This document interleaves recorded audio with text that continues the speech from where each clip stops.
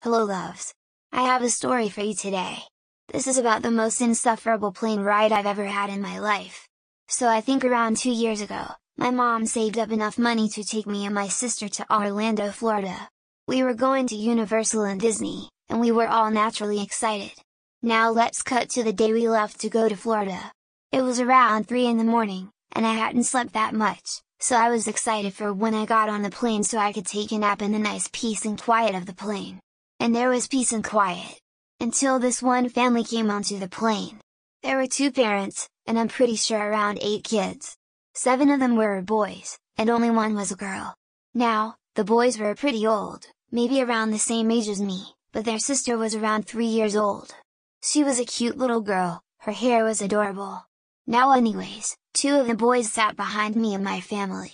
Now, something about the seats in the plane we were on. Part of the bottom of the seats, kind of where the very bottom of your back would be, was like felt I think. Guess what the boy behind me does? He starts touching me through that little place. I felt uncomfortable, but I didn't say anything until we had arrived at Florida. And also, the father was a real tough guy, right? Well, turns out, he didn't book his kids' seats next to him, so he started yelling about how he wanted his kids to sit next to him. That was incredibly stupid. If you wanted your kids to sit next to you, then you should have booked them seats next to you. And the worst part is that he got his way. That annoyed me a lot, but I was a female child and he was this tough guy adult who clearly suffers from fragile masculinity. Now this next part is what my sister told me since I was asleep for the rest of the plane ride. My sister had told me that those kids were clearly victims of emotional and verbal abuse. Me and my sister are both recovering victims of emotional and verbal abuse, so that's how she knew, I guess.